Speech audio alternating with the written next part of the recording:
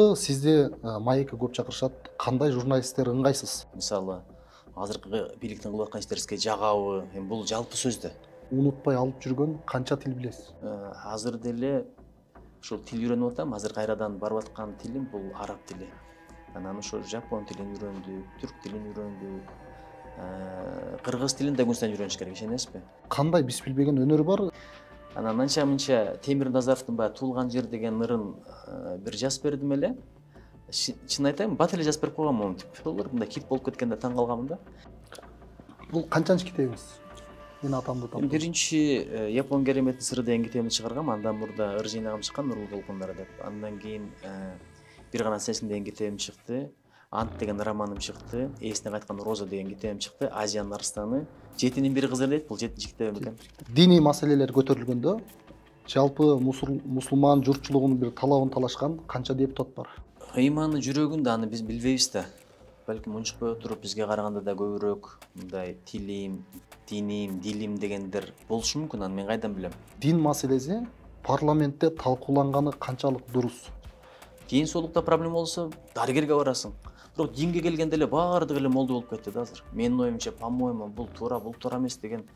Кошуна мамлекеттерде даватка тыюу салынган. Ошол менен бирге сакалга өтө чоң көзөмөл бар. Бизге ага салыштырмалуу азыр эркиндик. Кыргызстан кандай шартта, кандай жагдайда биз ошондой чектөөлөргө кабылып калышыбыз мүмкүн? Кошуналар жардан секирсе биз деле секире бербешибиз керек. Биздин өзгөчөлүгүбүз ушул. Ассаламу алейкум достор. Биз кайрадан эфирдебиз. Бүгүн бизде конокто Жогорку Кеңештин депутаты, жалпы жаштарга, кыргыз элине өзүнүн жакшы акыл насаатын айтып жүргөн Нуржигит Кадырбеков агабыз конокто. Ага, ассаламу алейкум, кош келипсиз. Алейкум ассалам. Биз сизди эфирге чакырганда, ушул бала мыкты суроо берет, эфирлери жакшы деп келишти деп ойлобойм. Бир жөнөкөйлүк таанытып, бир кыргыздын жигити, бир мекендешим чакырып атат, бир маектешейин деген максатта келди деп ойлойм. Жалпы сизди маекке көп чакырышат. Кандай журналисттер ыңгайсыз? Балким диний көз карашты тескери көргөзгөндөр, балким бир мааниси жок суроо менен келе бергендер. Кандай журналисттер ыңгайсыз болуп эсептейсиз? Эми журналисттерди ыңгайсыз деп айтканга болбойт го дейм. Журналист микрофону бар, бере турган суроосу бар. Сенден жашырып келе суроосун. Ар бир адамдын баккан нерсеси бар да. Мисалы дыйкан үйрөндү багат дагы ошону өстүрөт. Журналисттин тапкан нерсеси бул кызыктуу суроо да. Ал сен күтпөгөндөй болот, сен каалабагандай болот, бирок бул ушул сөз эркиндиги, бул журналисттердин өзгөчөлүгү, таланты, канчалык баягы күтүлбөгөн, кээде ыңгайсыз кылган суроолор болсо, мен ойлоп коем, бул кыйын журналистика эле деп эле айтам да. Бирок кээде мындай жалпы эле суроолорду бере беришет. Даярданбай эле чакырабы, же ошону атайын бергиси келеби түшүнбөй эле кала берем. Мисалы, азыркы бийликтин кылып аткан иштерибизге жагабы, эми бул жалпы сөз да. Же болбосо буга сиздин оюңуз кандай эмес, мындай так суроолор болсо, дагы да жакшыраак болот деп кээде ойлоп калам. Бирок кандай болбосун, мен журналисттердин баардыгын сыйлайм, баардыгынын суроолору мен үчүн ыңгайлуу, баардыгынын суроолору мен үчүн кызык. Алгачкы суроону ушундан баштайын деп турам. Быйыл тил боюнча экзамен тапшырып, жогорку көрсөткүчтү алдыңыз. Биринчиден кут болсун. Экинчиден бул боюнча бир жакшы көбүндө маалымат жетпей калгандар бар. Бул кандай экзамен болду? Кыргызстандан кимдер катыша алды? Депутаттар элеби же жалпы кыргыз элине болдубу? Бул кандай экзамен? Мен негизи мындай бир атайын деле барып тапшырайын деген эмесмин. Аспирантурада окуп атам. Аспирантуранын бир талабы ошол экен. Кыргыз тили боюнча кыргыз тесттен экзамен тапшырышым керек экен. Анын алдын ала макулдаштым. Мен 30 декабрь күнгө чакырышты. Барып туруп тапшырдык. Бул өзү негизи кыргыз тест деген стандарт катары иштелип чыккан кыргыз тилин билүү деңгээлин текшерүү системасы да. Эми көпкө чейин айтып келишпеди. Мисалы, кыргыз тилин үйрөнүш керек, кыргыз тилин талап кылыш керек деген мезгилдерде кантип талап кыласыңар, алардын билим деңгээлин кантип текшересиңер, критерийлер жок, стандарттар жок, бир жанагындай бир техникалык стандарттарга түшкөн эмес деген маселелерди айткандан кийин ушуну иштеп чыга баштаганбыз. Бул 2013-14 жылдардан башталган иш-чара. Ошол мезгилде мен президенттин аппаратында тил саясатын карайт болчумун. Бул долбоордун чындыгында башында турганбыз. Президенттин указын чыгарып туруп, бир президенттин фондунан 3-4 миллион акча алып бергенбиз. Москвага барып келишкен, Японияга барып келишкен, ошентип жүрүп, анан үйрөнүшкөндө, мисалы, Америкада TOEFL системасы бар. Японияда менимче Миннано Нихонго деп коет. Казактар да ошол мезгилде КАС тест деп кылып калган эле. ошонун жыйынтыгы а дегенде А1 А2 деп коет, бул төмөнкү деңгээл, баягы жаңыдан үйрөнүп аткандар же өтө мындай жөнөкөй деңгээлде билгендер, анан Б1 Б2 ошентип отура С1ге жетиптир, С2ге жете эле экен. Мен ошо С1ди эң татаалын тандадым. Анан ал жерде сүйлөөңдү текшерет экен, угууңду текшерет экен, жазууңду текшерет экен, грамматика, орфографияны текшерет экен. Бир баш аягы 2,5 сааттай убакыт кетет экен. Анан бул эки нерсе бир-эки күнгө калат экен. Ошо сүйлөгөнүңдү, жазганыңды бир-эки күн анализдеп, эксперттер текшерет экен. Калганда ошол жерден эле дароо чыгат экен. Себеби жаныңда бир адамды болбойт, камералар карап турат. Бир жагы кызык да болду, бир жагы мындай мен түшүнбөгөн да суроолор болду. Кыргыз тилин жакшы билем деп ойлогону менен кыргыз тили абдан мындай кызыктуу тил да, бай тил. Жыйынтыгында эле мен алып алып эле сертификатты берейин десем эле уруксатпы, биз барып бир расмий берели деп калды. Эсептен дегенде бүт Кыргызстан боюнча тапшырса жакшы болот эле, жакшы бир площадка болуп атат. Макул деп чакырдым. Анан тапшырганда деле ушундай тапшырышты, рекорд деп. Мага албетте абдан жагымдуу болду. Бирок мен билем, менден да жакшы билгендер толтурат эми, жазуучулар бар, акындар бар. Балким алар тапшыра элек.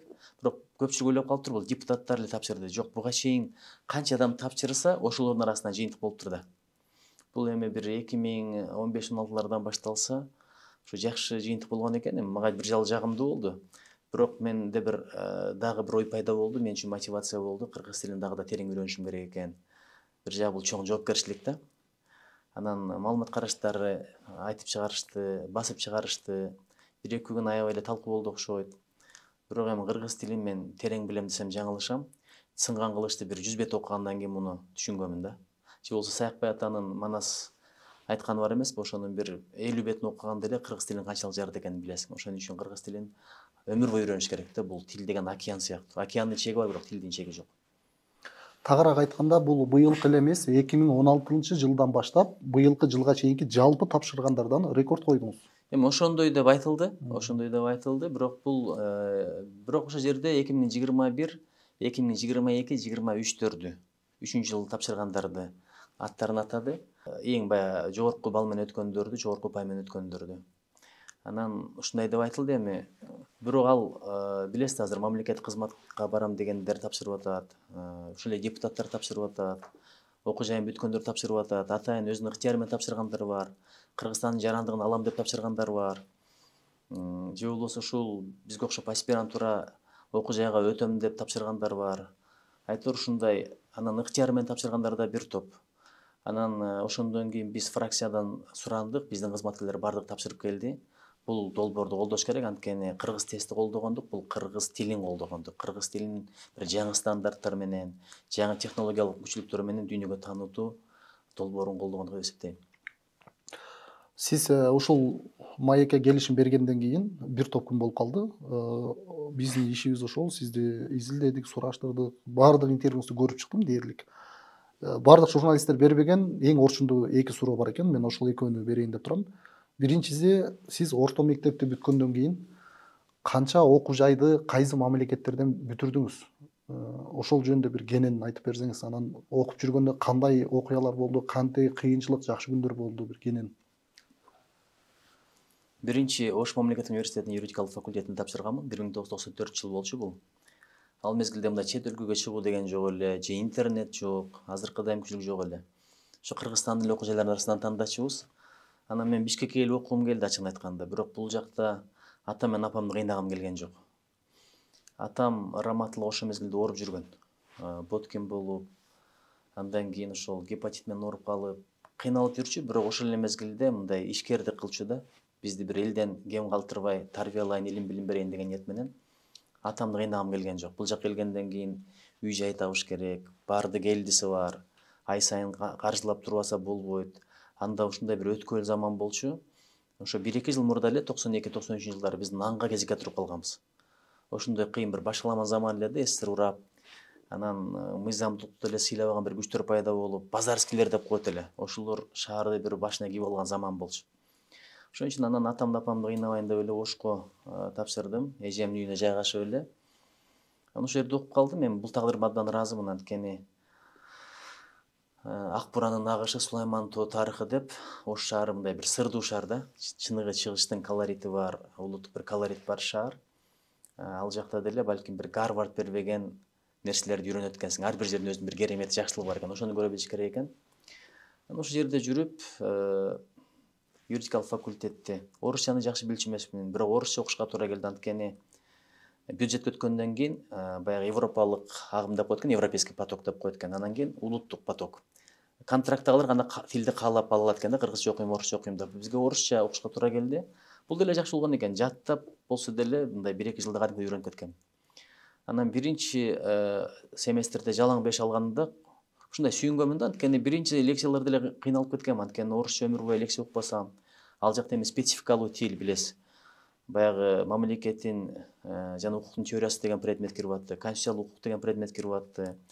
Мамлекеттер жана укуктардын тарыхы, дүйнөлүк тарыхтар кире баштады, бүт орус тилинде. Анан биринчи лекциялардан кийин ойлогонмун, мен ушу биринчи семестрден эле айдалат окшойм, окуй албайт окшойм депчи, бирок ушу көчөрүп, казып окуп, ал мезгилде китептер да аз болчу, китепканага биринчи келген адам китепти ээлеп алчу да. Ошону конспекттелеп отуруп, жаттап отуруп, түн уктабай окуп отуруп, мындай биринчи семестрде жалаң 5 алганда ушунчалык сүйүнгөм. Анан өзүмө ишеним пайда болуп, окуп отуруп, анан коомдук иштерге аралаштык. Биринчи жолу юридикалык факультеттин КВН командасын түзгөнмүн. Ошондон кийин студенттик союздун төрагасы болуп калдым факультетте. 3-чү курста кадимки деле чоң шайлоо болду. Америкада Билл Клинтондун 2-чи мөөнөткө шайлоосу болгон. А бизде болсо кадимкидей мындай бюллетень менен альтернативалык негизде шайлоо болуп, ошондо кандидатурамды коюп, бир аз добуш менен оппоненттерди утуп алып, президент болуп шайланганмын.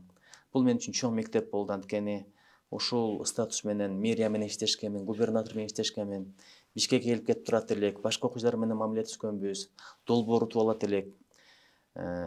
Президенттин балына катышат элек, анда президент Акаев болчу. Ошол учурда баягы студенттер карап турсак, президент бир кыз менен бийлеп, Майрам Акаева мени бийге тарткан учурлар да болгон. Анан окууну 5ке бүткөндөн кийин, кызыл диплом менен бүткөндөн кийин, ошол мезгилде ректор Мурз Бараев мени жумушка чакырды. Ош мамлекеттик университетинде юридика факультетинде риторика сабагынан бердим. Анан компаративска деп коет, дүйнө элдердин укук системасы деп, ошондон сабак берип жүрдүм. Чет өлкөлөрдүн конституциялык укугу деп андан сабак бердим. Анан ушу студент болуп жүргөн мезгилде биз мы выбираем, нас выбирают деп бир чоң оюн болгон Кыргызстан боюнча. Ошондо шайлоо кодекси жаңыдан жазылып аткан. Дүйнөдөгү шайлоо системалары, укуктары боюнча конкурс болуп, анан финалга чыкканбыз БГУ менен. Ошол дагы менин өмүрүмдө бир эсте кала турган окуялардан болду. Айтор ошентип коомдук иштер менен, илим билим менен окууну бүткөндөн кийин 20 азыр айтам го сизге. Кайсы жыл экен? Эсимде 21 жашымда тил үйрөнө баштадым го дейм, англис тилин. Ошентип отуруп, жок, мен адашып атам, кечирип коесуз. 24 жашымдан баштап үйрөнө баштаптырмын англис тилин. Ошентип отуруп, анан 26 жашымда Америка Кошмо Штаттарына окууга өтүп кеттим. Болгону бир жыл үйрөнбөй эле тапшырдым. Биринчи жыл өтпөй калдым, экинчи жыл дагы тапшырдым. Тилди жакшы билбесем деле өтүп кеттим ал жака. Анткени мындай америкалыктар тил билгенмен деле мындай дилгирлигиме карады окшойт. Аябай баргым келип аткан каалоомду карашты окшойт. Мага айтышкан эле америкалыктар өзүнө ишенгендер жакшы көрөт, чечкиндөрдү жакшы көрөт деп.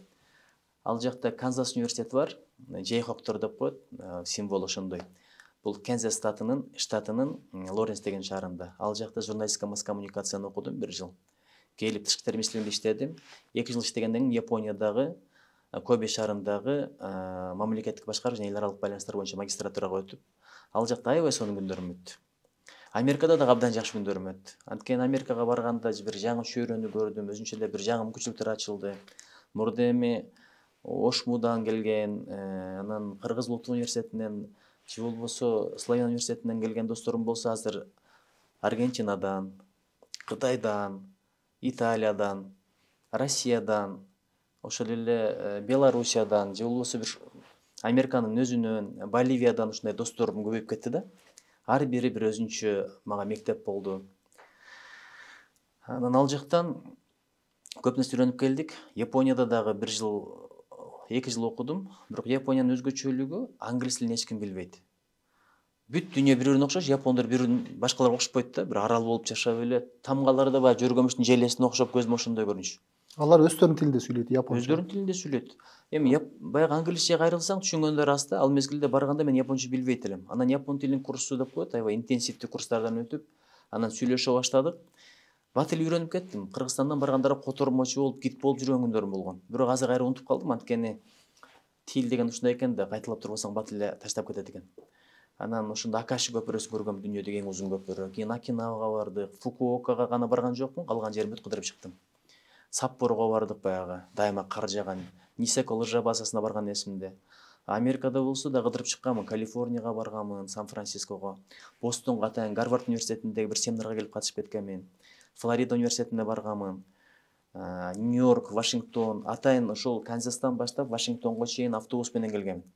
Ошондо баягы Кыргызстандын жаратылышы укмуш деп айтабыз, бирок укмуш жаратылыш ал жакта деле бар экен да. Кетип атсаң бир жери сары, бир жери кызыл, бир жери чөл, бир жери тоо, бир жери мөңгү. Ушунчалык таасирленгем. Айтор ушу эл көрүп, жер көргөн дагы бул илим билимдин бир жаңы булагы да. Анан ара чулууда мен бир айлык же болбосо бир жумалык курстарга көп эле катыштым. Мисалы Кытайда бир ай окуп келдим.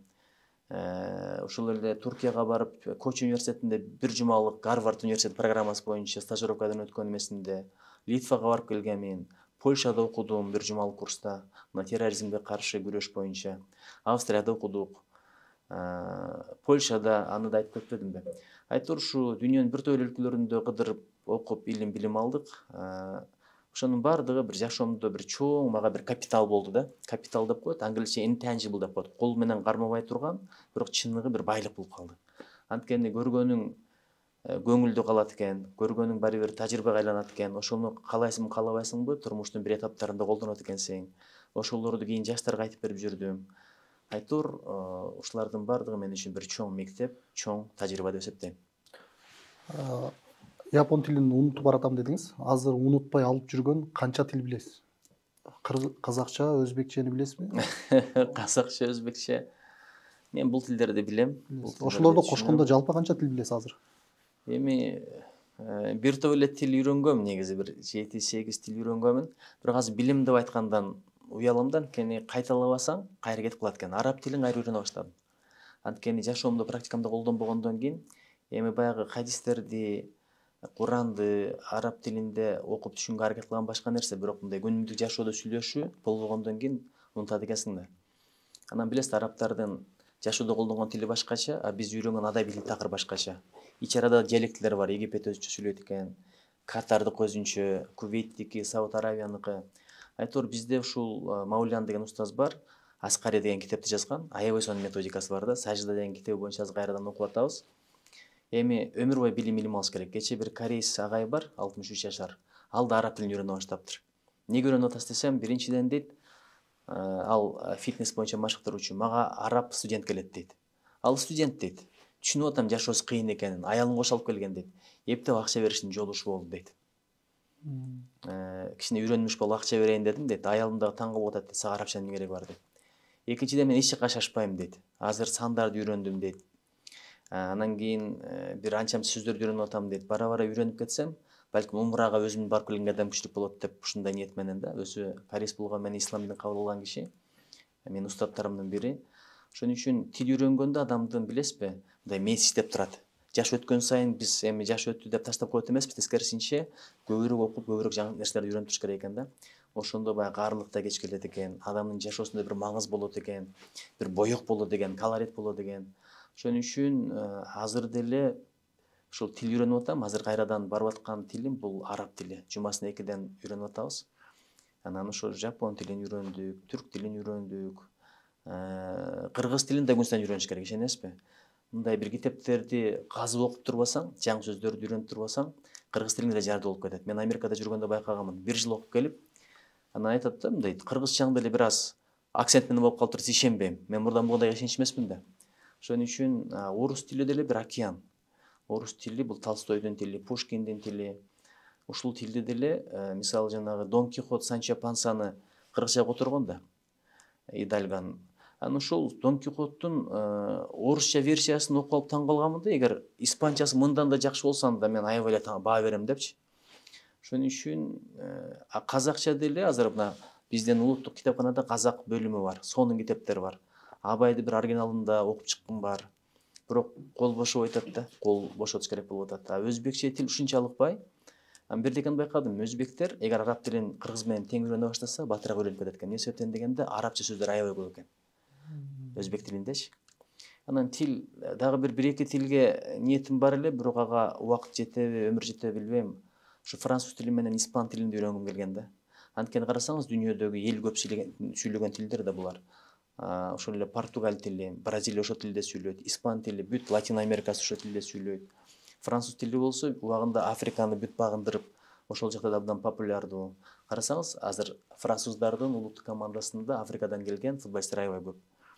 Ошон үчүн ошол тилге болгон мамилем ушундай. Маектердин биринде кичинекей жаш кезинде мен ыр чыгарган дегениңиз бар. Сиз китеп жаздыңыз, ыр чыгардыңыз, ырчы болдуңуз. Спорт менен машыктыңыз. Коомдук иштерде жүрөсүз, депутатсыз, диний билимиңиз бар. Дагы кандай биз билбеген өнөр бар жана ушул бир сыйра кылып кеткен өнөрлөрдүн кайсыларын кошуп алып келе жатасыз, таштабай баарын? Атам Раматылла комуз үйрөткөн.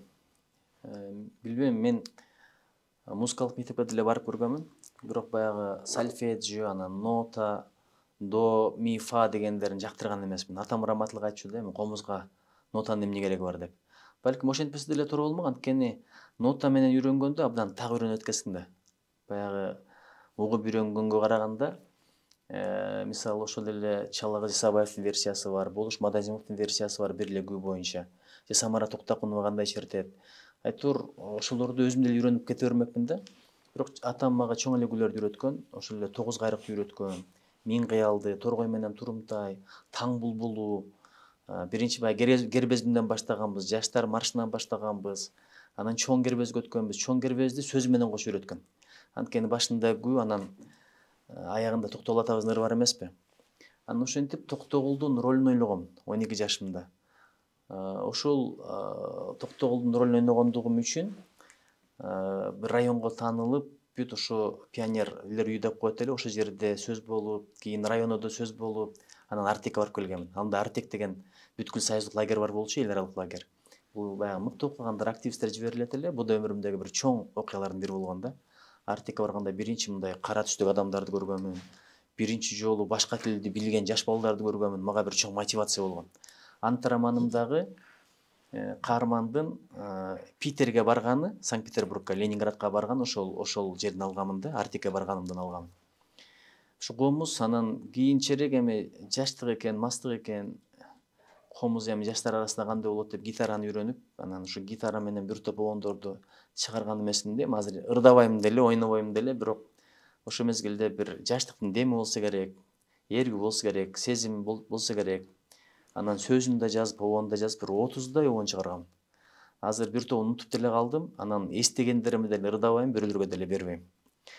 Анан анча мынча Темир Назаровдун баягы Туулган жер деген ырын бир жазып бердим эле. Чын айтайын, бат эле жазып берип койгом монтип, мындай көңүлү калбасын деп эле. Бирок ошолор мындай хит болуп кеткенде таң калганмын да. Кийин кунтуп коюп жазган ырлар анчалык хит болгон жок. Алла таала берекесин берсе, жол ачылып кете берет экен. Ошол эми. Темир Назаровдун Туулган жер деген ырын сөзүн, обонун сиз жаздыңыз? Жок, обону казактардыкы. Ал мага бир обон алып келип берди. Ушул обонго ылайыктап сөз жазып берсеңиз депчи. Анан эми обонду угуп отура албайсың да. Жөн эле обонду карап туруп, жөн эле мисалы эсен менен жолугушам деп эле жазып аласың да. Эсен менен жолугушам деп эле мындай ритмдерди, муундарды. Ошондойлордон жазып алып, анан ошого ылайыктап туруп жазып бергенмин. Канча жерди араладым, теңештирбем сага баарын. Сендей жерди кыргызыма мурас кылган бабаларым деп башталат эмеспи. Айтор ошол. Азыр деле ыр жазып турасызбы акындык боюнча? Кийинки мезгилдерде прозага көбүрөөк өтүп кеттим. Мына азыр акыркы чыккан китебим ушул Мен атамды таптым. Бирок эми поэзия деле өзүнчө бир керемет экен. Азыр могул жерде бар элем, азыр алып койгон экенмин. Чыгыш акындарынын поэзиясын окуп атам да. Мисалы ошол эле Рудаки, Фирдауси, Жусуп Баласагын, Омар Хаям, эмне деген саптар. Кече бир сапты окуп алып, эки эле сап, бирок мени аябай ойлондурду да. 100 күн дагы өтүп кетет бир күндөй, биз жашайбыз эч нерсеге үлгүрбөй деп. Азыркы заманда айтып атпайбы? Жатсаң уйкуң канбайт, түн кыскарды, кылсаң ишиң бүтпөйт, күн кыскарды. Ошон үчүн ырды жазып туруш керек, бирок азыр жакшы акындар чыкты. Бердибек Жамгырчиев, Мелис Мамаджанов, Акбар Кубанычбеков, кыздардан бир топ акындар бар. Ошолорду окуп, эми булар жазып атат, мен жөн эле койсомбу деп ойлонуп аткан кезим. Бул канчанчы китебиңиз? Мен атамды таптым. Биринчи Япон кереметин сыры деген китебимди чыгаргам, андан мурда ыр жыйнагым чыккан Нурлуу толкундар деп. Андан кийин бир гана сенсиң деген китебим чыкты. Ант деген романым чыкты. Эсине кайткан Роза деген китебим чыкты. Азиянын арстаны. Жетинин бири кызыр дейт. Бул 7-нчи китебим экен. Азыр агай акча деп жашап калган адам көп чынында. Ушул акча деп жашап калган адамдар үчүн бир кеңеш сурагыбыз келип турат. Адамды жардылыкка түртө турган 5 же 10 себеп айтып бере аласызбы? Кыска 1-2 сөз менен. Адамды жардылыкка жалкоолук түртөт, максатсыздык түртөт, жоопкерчиликти өзүнө албастык түртөт, анан мына күнөө күлпөткө көп аралаш түртөт. Билесизби, бизнесте качан береке болот? Такыбалык болсо береке болот. Ал жакта да көздү сакташ керек, сөздү сакташ керек. Аманатка кыянат кылбасаң, ошондо бай болосуң. Анан бизде ушу молдокелер айтат, алымдар айтып калат, Вакыя сүрөсүн күнүгө окуп тур дейт, шамдан кийин.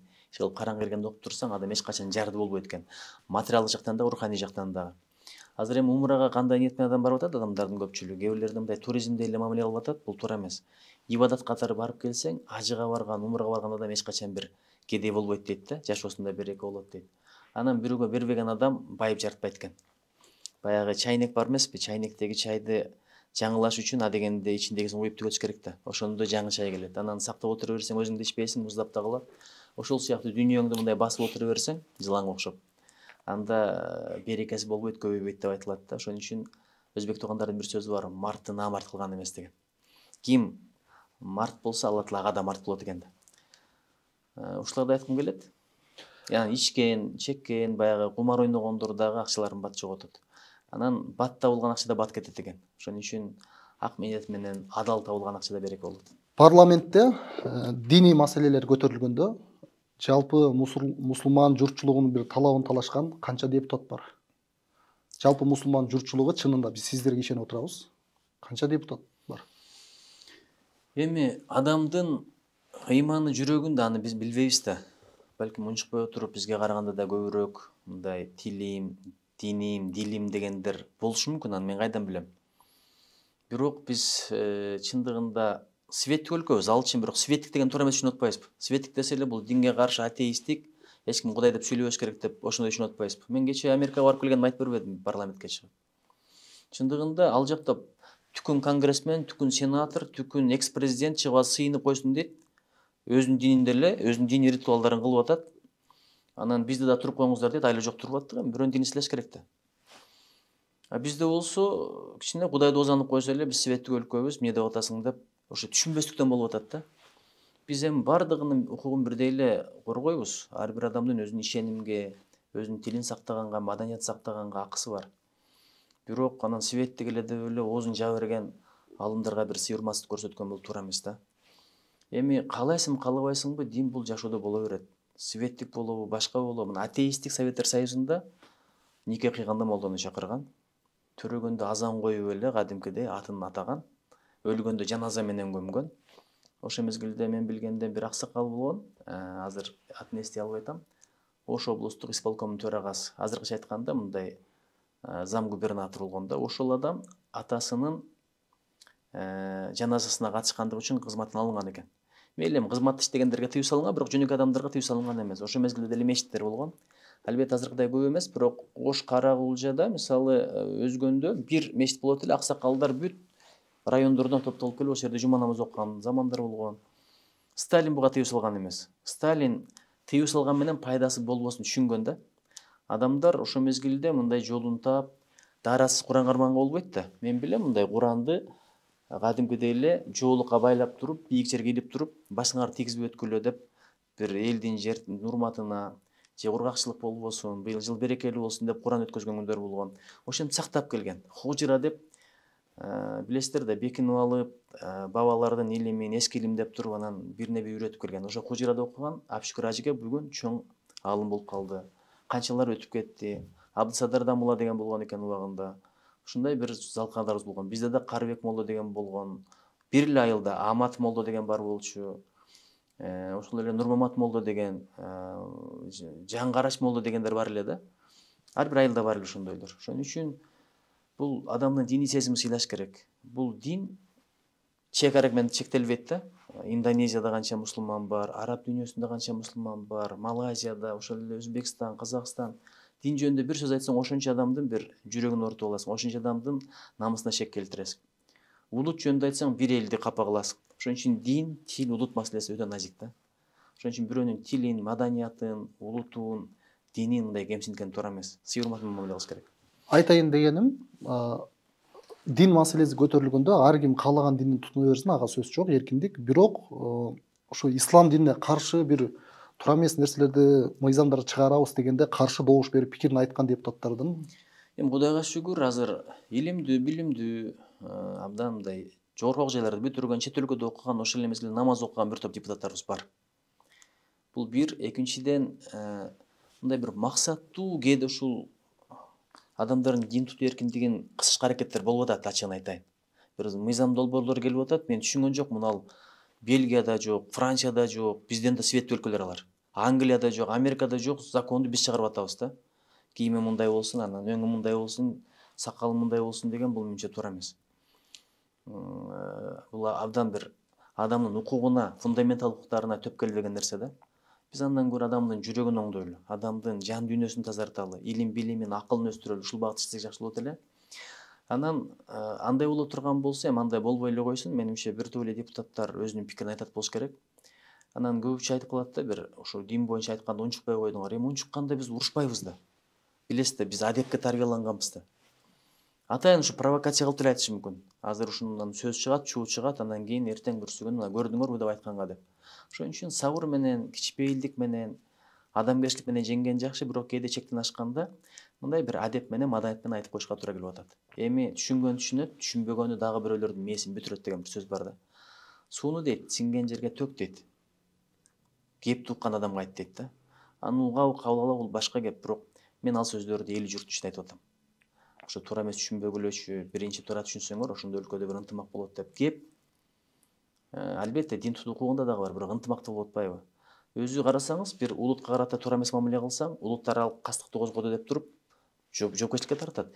Диндер аралык кастыкты козгогонго да ошондой жоопкерчилик бар. Бирок эмнегедир ушул нерсе иштебей атат да кээде.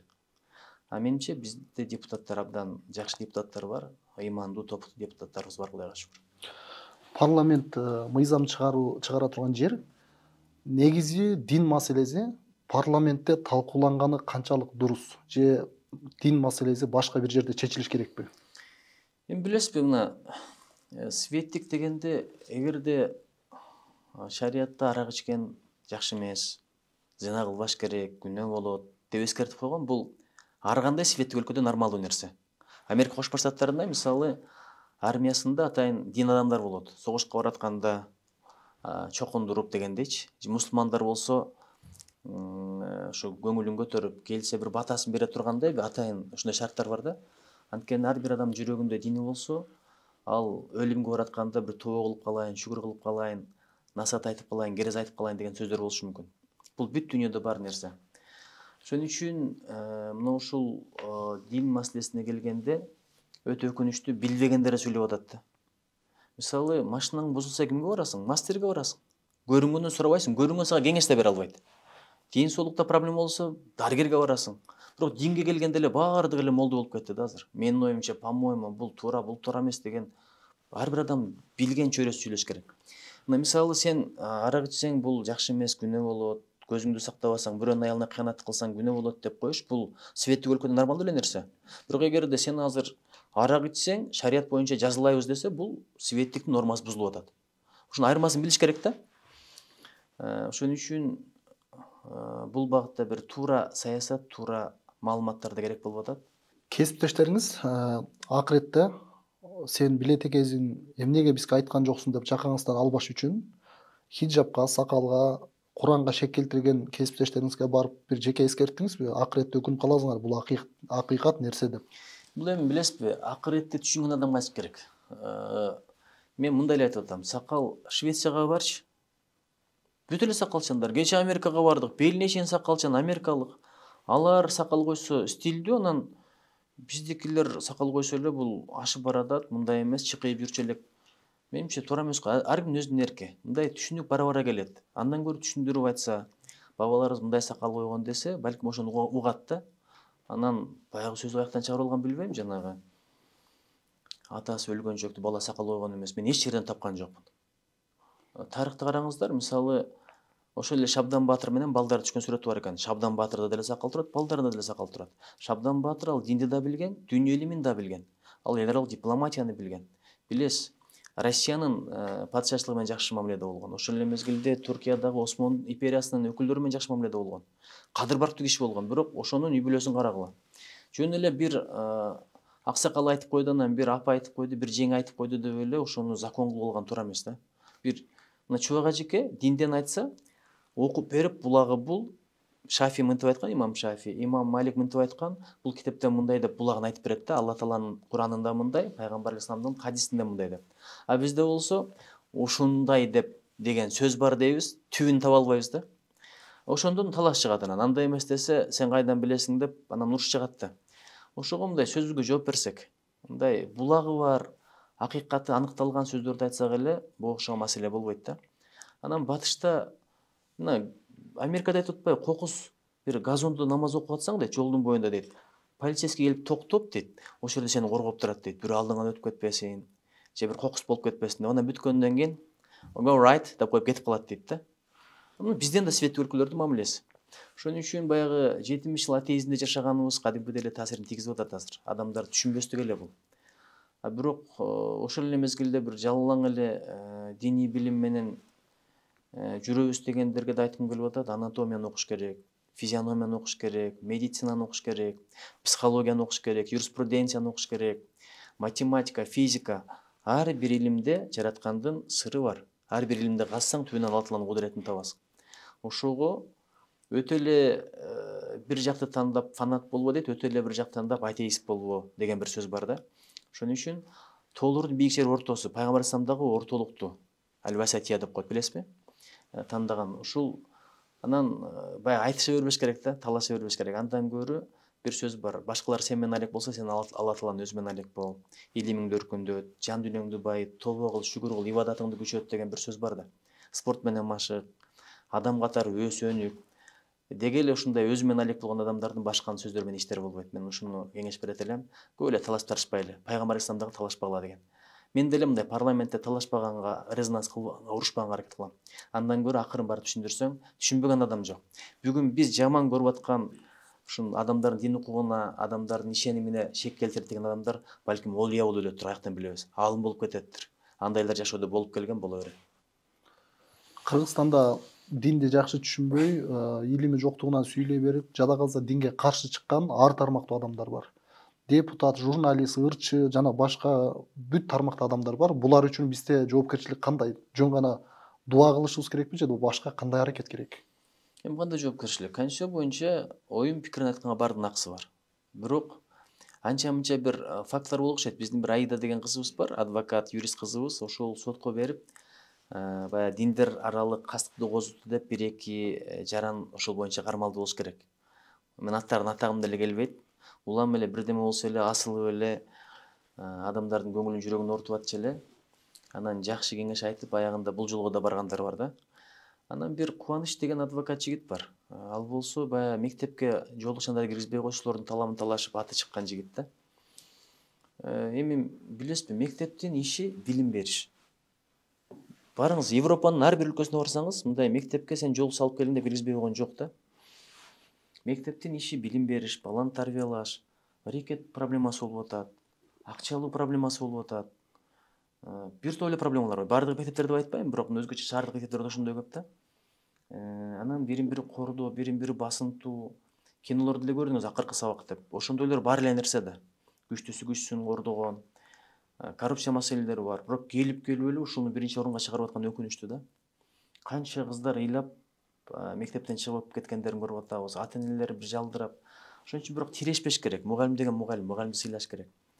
Ошон үчүн жанагы Кубаныч деген жигит ушул багытта жүрөт. Анан айтып атпайбы, бир жолу дейт, директор дейт, акимге сылтайт дейт. Зам акимге барса, мен ушундай чечим кабыл алдым. Сен бул чечимди кайсыл закондун негизинде кабыл алдың десек, жооп бере албайт дейт. Анан прокуратурага кайрылсам, прокуратура айтат, мындай закон жок. Ошон үчүн өзү жооп берип калды дейт да. Ошон үчүн мыйзам деле билип жашай берели. Мыйзам деле дин айткан эле нерселер айтат. Урдаба, алдаба, бирөөнүн укугун сыйла, адалдан рызкы тап деп эле айтат. Ошон үчүн коомдо ынтымак болуш үчүн буларды билиш абдан маанилүү болуп атат. кошуна мамлекеттерде даватка тыюу салынган. Ошол менен бирге сакалга өтө чоң көзөмөл бар. Бизге ага салыштырмалуу азыр эркиндик. Кыргызстан кандай шартта, кандай жагдайда биз ошондой чектөөлөргө кабылып калышыбыз мүмкүн? Эми билесизби, баягы биринчиден бизде дин эркиндиги бар, ошого Кудайга шүгүр дейли. Балким Аскар Акаев жөнүндө ар түрдүү пикирлер бар эми. Мен адамдын жаман жагын айткым келбейт. Мен Америкага барганда бирдекени байкадым. Ричард Никсон деген президенти бар, ошонун музейине бардым. Жакында эле барып келбедим, атайын Ирвайн шаарында. Ал билесизби, мындай бир чоң мыйзам бузуп, мөөнөтүнө мурда кеткенге аргасы болгон да. Аз жерден парламенттин ишеним көрсөтпөө процесстин алдында кетип калган. Импичмент деп коет. Анан ошону музейин жасап коюптур, абдан мындай укмуш президент болгон депчи. Эми ошолордун ошо жай айтыптыр албетте. Өздөрүнүн президенттери бирок сыйлаганды билет экен да, мындай башкаларга да сыйлатып коет экен. Мен бир кыдырып чыкканда эле пикирим өзгөрүп калды. Экология боюнча мынткен, Кытай менен мамилени оңдогон, экономика боюнча мындай долбоорлор болгон, мындай новшество киргизген деген жерлер бар экен.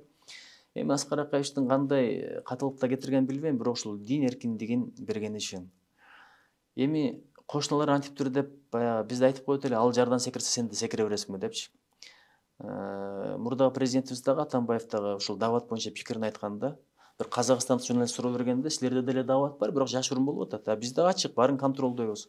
Аны жашырганда эмне, аны тыйганда эмне? Тыйсаң деле кете бере турган нерсе. Андан көрө жөн кой, ыраты менен кете берсин. Күнөмгө оңолот. Аны контролдоп атабыз. Кече билимсиз болсо бүгүн билимдүү болот дегенде бир жоопту берген да. Ошон үчүн кошуналар жардан секирсе биз деле секире бербешибиз керек. Биздин өзгөчөлүгүбүз ушул. Ал жакта билесизби, мына мисалы аттарын айтпай эле коеюн, кээ бир өлкөлөрдө, ошо кошуна өлкөлөрдө даватка тыюу салды, келип башка агымдар өсүп кетип атат. Дават кантсе да бул биздин маскап менен үйрөтөт да. Башка маскаптагылар келип, ата менен бала сүйлөшпөй тирешкен ошондон болуп атат. Сеники туура эмес, меники туура деген.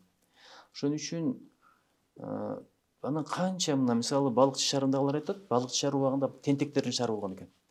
Кетип атып автовокзалда жөн эле даараткандан чыгып келем десең деле мындай тонуп койгон балдар көп болгон дейт да. Азыр карасаң абдан такыба жигиттер көп, ыймандуу жигиттер көп. Эмне себептен дегенде бир Абдулла деген даватчы чыккан дейт убагында. Ар бир адамга барып, тентектер менен сүйлөшүп, жалынып, жалбарып жүрүп, мечитке алып келип, жакшылыкка чакырып, ошол тентектердин көбү динге өтү дейт да. Адам тоногондон көрө же бир мас болуп көчөдөн жаткандан көрө ошентип күнүгө бир амал кылып, тобо кылып, ибадат кылып, китеп окуп турганы кандай жакшы. Анан албетте баягы дават деп эле кээ бирлери жана инкар деп ошолор бир аз бузуп койду деп пикирдичи. Баарын Алла Таалага тапшырып койдук. Бала бакырабыздын рызкын ушулар Алла Таала бере берет. Мен ушу менен жүрө берейин деген туура эмес. Бала бакыраны багыш да ибадат да. Ошон үчүн бул бара түзүлө турган нерсе эмес, түзүлүп баратпайбы? Кийимдер деле түзүлүп баратат. Азыр эң кыргыздын формасын кийген Чубак ажыке менен Максат ажыке. Анан Апшүкүр ажыке билесиздер, качан болсо калпакчан, кечтеленген кийимдерди кийип жүрүшөт. Ошон үчүн бул биздин дин менен биздин тилибизди, салтыбызды, кыргызчылыкты мындай карама каршы коюлуш керек. Экөө бирин бири толуктаган, бири бирине төп келген ушундай бир керемет баалуулуктар да. Сизге депутат катары кайрылганда, маселелерин айтканда жардам бериңиз деп. Ошо диний маселелерден эң көп кайрылган маселе кайсыл, ушуну чечип берсеңиздер деп. Эми диний маселелерден ушу так эсимде жок, бирок эми кайрылып калышат. Мисалы бизде мындай эсепке учет калып койду, же биз бир жамандык кылбасак, курал жарак сактабасак деп кайрылгандар да болгон. Бирок эми аны такташ керек. Мамлекеттик органдар деле балким бир негиз болсо ушинткендир деп мен тактагылачы. Эми адам өзүн өзү дайыма актай берет, эмнеден кетти экен деп ушул багыттарда айтып атам. Өткөндө бир маселени көтөрдүм. Жана жума марек болсун деп кутуктуулар келип атат, а биз башкаларга жөнөтүп атабыз. Арабча тамгалар менен абайлагыла кээде баягындай Кыргызстанда тыюу салынган уюмдар бар. Ошолордун деле ошондой араб тилиндеги чакырыктар болуп калышы мүмкүн да. Аны таркатсаң буга да жооп берип каласың. Диний сабаттуулук ошон үчүн керек. Анан ыйман сабагын киргизсек деп жүрөт. Ыйман сабагын киргизип коюш оңой эле, бирок ким окутат? Адистер барбы? Окуу методикалык комплексти ким иштеп чыгат? Бул аябай маанилүү маселе да. Мен ошон үчүн адеп сабагы деп кирсе жакшы болот эле деп атам, бирок бул да аксап атат. Ыйман адеп сабагы деп көтөргөнбүз, бирок азыр диндердин тарыхын киргизип койду. Бул эки башка нерсе. Мисалы Кыргызстанда качан манихейлер келген, качан христианство болгон, настаряндар качан келген, от барастар, бут барастар качан келген, качан буддизм болгон деген бизге эмне кереги бар? Өзүңдүн динingди өзүң таанышың керек. Тилиңди тааныганда эле нерсе бул, ата бабаң тарыхын тааныганда эле нерсе. Анан айтат элем да, мамлекет өзүнүн динин өзү үйрөтүш керек. Түркияны карасаңыз, мечиттин имамдарына мамлекет өзү айлык берет. Ошого жараша саясатын да аныктайт, дайындаган адамдарга критерийлерди коюп койгон, илим билим стандарттарын аныктап койгон. А бизде болсо бир да тыйын бербейт, ошон үчүн өздөрү акча таап атат. Кээде ал жактан таап келет, бул жактан таап келет. Эми ошондо каза баштабадык го. Анан мамлекеттин айткан сөзү ошондо өтүмсүз болуп калат экен да. Эгер өзү айлык берип, өзү билим берип, өзү багытты көрсөтүп, өзү концепциясын иштеп чыгып, өзү идеологиясын аныктап, анан кийин каражатын да бере турган болсо, имамдарыбыз коомубузга абдан жакшы деп бермек. Анан өткөндө бир мыйзам долбоору келиптир, аскерлерге молдокелер дин комиссиясынын уруксаты жок, барбаш керек. Айланайын, ал жакта өзүн өзү өлтүргөндөр болуп атпайбы? Өзүн өзү өлтүрбөштүн эң жакшы жолун ушу биздин алымдар айтып берет, Максат ажы, Апшүкүр ажыке. Мына Москва уруксат берип атат. Билесиздер, жана чоң зал бар алардын. Эмне деп коет эле, жана бир холл бар го. Ошол жерде 15.000 адам топтолуп, 4-5-6 адам топтолуп, алымдарды чакырып атат. Москва шаар түзүп берип атат. А биз болсо ошолорду да кыскага аракет кылып атабыз да. Ошон үчүн бул бир комплекстүү маселелер болуп атат да. Агай, акыркы сурообузум, мен өзүм келечекте уулум үйлөнгөндөн кийин келиним менен уулум менин колумда туруп, мени сыйлап, багып, үйдө чогуу жашаганды мен каалайм неберелерим менен. Бирок азыр биз жаштар, эркектер жөнүндө айтайын, биз жаш жигиттер ошол маселенен аксап, чынын айтканда сыйлай албай атабыз. Аялыбыздын тилине кирип, өзүнчө бөлүнгүбүз келет, аялыбыз айтса. Аялыбыз менен апабыздын ортосунда бир маселе чыкса, аялыбыздан коркуп, апабыздын тилин ачык сүйлөй албайбыз. Ушунун негизги чечими эмнеде өзөгү? Биз эмне үчүн жаштар коркуп ушинтип калдык? Биринчиден, ыйманын карап алыш керек экен. Кээде сулуулугун карап аласың. Сулуулугун карап алган адам кароолчу болуп калат экен да, мындай кызганып. Байлыгын карап алган адам кул болуп калат экен. Анткени байлыгы бар адам, байлыгы азыраак адамды бир аз мындай теке берет экен, үстөн карайт экен да. Ошон үчүн ыйманын карап ал деген бекер эмес. Тегин карап аласың, теги башка, өзү башка болуп атпайбы? Апасы кошулду жолдо дегендей. Эми эки жактан келип кандай адам чыкканын билбейбиз. Теги жакшы деп алып атабыз. Бирок ушу ыйманын тарбиясын караш керек экен. Бул бир. Экинчи, баланын тарбиясы дейт. Бала төрөлгөндө эмес, анын апасын тааныгандан башталат дейт. Туура, тегин ыйманын карап коюш керек, анан кийин апасы кандай тарбия алган, ошону да карап коюш керек экен да. Бул экинчи. Үчүнчү бир сөз бар, өзүң Алла Таалага баш ийбесең, аялың да сага баш ийбейт дегендей.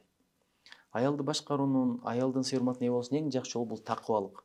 Көзүңдү сакта, намысыңды сакта, түз жүр, бир күнөө күлпөтөн оолак бол, ошондо бир эле аялың эмес, бүт адамзат сыйлайт, бүт макулуктун баардыгы сыйлайт. Ошол маселе бар. Анан башында бир кенен кесир чынчылык сүйлөшүп алыш керек да.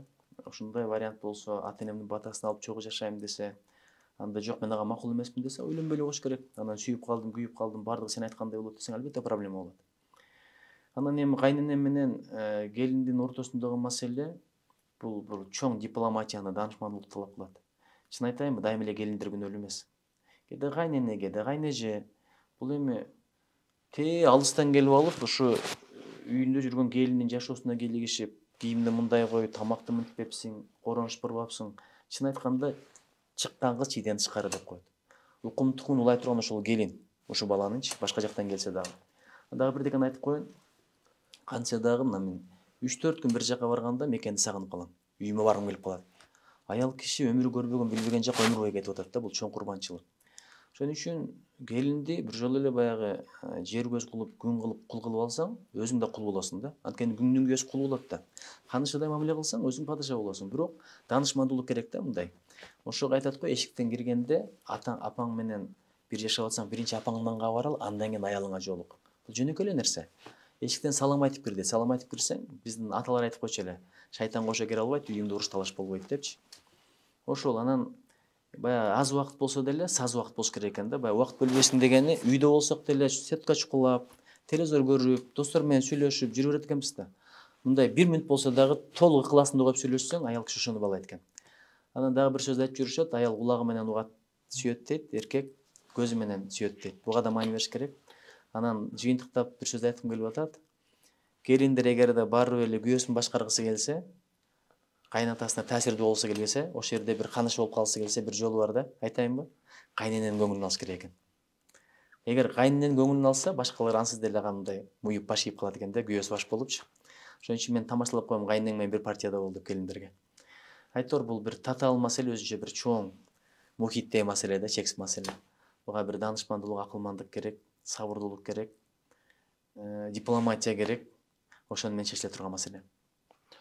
Агайсызга Аллах ыраазы болсун. Убактыңызды бөлгөнүңүз үчүн кыргыз элине эркин бир эки ооз сөз саламдашсаңыз болот. Эми мына 5 манжа бөлөк билек бир дейт, 5 адам бөлөк тилек бир дейт. Биз мындай бөлүнгөнгө эле негиздеп жүрө беребиз да. Регион болуп бөлүнөбүз. Уруу болуп бөлүнөбүз. Азыр эми динчил эмес, батышыл чыгышыл болуп бөлүнөбүз. Бир эл бир жер болуп туруп бирибизди кордойбуз. Сен тигинин кулусуң, мунун кулусуң. Айланан ар бир элдин өзүнүн дини бар. Биз жакшы жактарын карайлыбы? Мисалы убагында биз чоң өлкөлөрдүн арасында жашап атабыз. Бирок өз иденттүүлүгүбүздү сакташ үчүн динибиз да керек, тилибиз да керек. Мына мисалы кээ бир элдер бар, бизде эле хакастар, алтайлар, өңүбүздей болгону менен аттары Анна Петровна, Иван Сергеевич эле болуп калган да. Болду, мындай өздүгүн жоготуп алды. Кабыгы калды, маңызы жок дегендей. Ошого өзүбүздүн динибизди да билели, тилибизди да билели, анан илимди билимдүү бололу. Мен дайыма айтам да, батыш чыгыштын илим технологиясын алалы, исламдын адеп ахлак тарбиясы, улуттун наркын асили маданияты. Бул өзүнчө бир симбиоз болуш керек да. Ошого мындай бөлүнгөн эмес, бириккенге негиздейли да. Кичине бөлүнүү бардык жерде бар, мындай ой пикир бирдей эмес, бир атадан туулган адамдар деле ошондой. Түшкө чейин оюң башкача, түштөн кийин оюң башкача. Бир адам деле өзү менен өзү каршы боло берет. 1 жыл мурдагыңды эстесең уяласың, 10 жыл мурдагыңды эстесең жерге кирип кеткиң келет мисалы. Ошол сыяктуу бирге турган жакты издейли да. Бекерин айтпайт экен. Мисалы, бейишке түз кете тургандар бар дейт. Анан тозокко түз кете турган бар деп айтат да алдымдар. Мен устаттарым айтып калат. Тозокко түз кетүүчүлөрдүн ана башына тургандардын бири элди бөлгөндөр болот экен да. Элди бөлгөндөр. Эми кайчыны караң, кайчы бөлөт, ийне бириктирет. Ийне бириктиргендиги үчүн кичинекей болсо даражасы чогору, апалар төмөсүнө төөнө болот да. Кайсыны эң төмөн жерге коюп атпайбы? Балтаны караңыз, баарын бөлүп жарат, ошон үчүн отун канада жатат жерде. Балкабыл менен мык болсо бириктирет экен, бир жакшынакай пухта жерде, сонун жерде турат да. Ошон үчүн тилибизден ынтымак сөз чыга берсин. Денебизден ынтымак амал чыга берсин. Бирибиз жакшылыкка чакыралы. Өсөр элдин балдары дейт, бирин бири колдошот дейт да. Анан кедерине кетчү элдин балдары бирин бири кордошот дейт. Ошол нерсени айткым келип атат. Экинчи, мына бирин бири айыптамай, биринин көңүлүн бири чөгөрмөй, фейк дегендер бар экен. Эми аларга мен ыраазы эле болом. Мисалы, эгер фейк болсо, бир жаман ойлорун айтса, сөгүнүп атса, анткени сенин күнөөңдү алып атат да. Руханий жактан бул аябай пайдалуу да. Бирок көп адамдар түшүнбөй жүрөктөрү ооруп калып атат. Ошого да жооп беришким келет. Ар бир сөзгө, кыпындай бир амалдарга жооп беришкибиз келет. Ошого мен азыр китепти албай калыптырмын, жакшы бир саптар таптым эле. Мындай дейт да, акыретте дейт, амалдарыңды майнис уттай экен. Таразага салып, жакшы жамандарыңды көрсөткөндө ордунан жыла албай туруп каласың деп атпайбы? Ошон үчүн бул дүйнөдө эки жагында карасаң адамдар бар, акыретте эки жагында карасаң амалдарың болот. Жакшы амалдарың, жаман амалдарың. Ошого жараша же ар жагына кетесиң, же бир жагына кетесиң. Ошого күнүгө тилибизди контролдойлу, бирөөнүн айыбын ачпайлы. Мен быйыл ушундай бир акция кылат элем. Бирөөнүн айыбын ачпаган акция кылсак. Билесиз да. Анткени бирөөнүн айыбын ачсаң, Алла Таала сенин да айыбыңды ачып коет. Ар бирибизде эч ким билбесе экен деген сыпаттар бар. Эч ким укпай эле койсо деген бир окуялар өткөн баштан кеткен. Ошон үчүн мындай бирөөнүн айыбын ачпасаң, сый урматта болосуң, Кудайым колдосун, коргосун. Элибиз аябай жакшы эл, айкөл эл, берешен эл, дасторкону жайылган эл, мындай тарыхы улуу эл. Ушундай элдин уулу болгонуна сыймыктанам. Эми анча-мынча кемчилик бардыгыбызда бар. Ар бирибиз өзүбүздү оңдосок, бул элибиз да оңолот, амалыбыз оңолот, амалыбыз оңолсо заманыбыз оңолот, заманыбыз оңолсо анан ааламыбыз оңолот. Рахмат агай, убактыңызды бөлгөнүңүзгө ыраазычылык билдиребиз. Урматтуу достор, эфир аягына чыкты.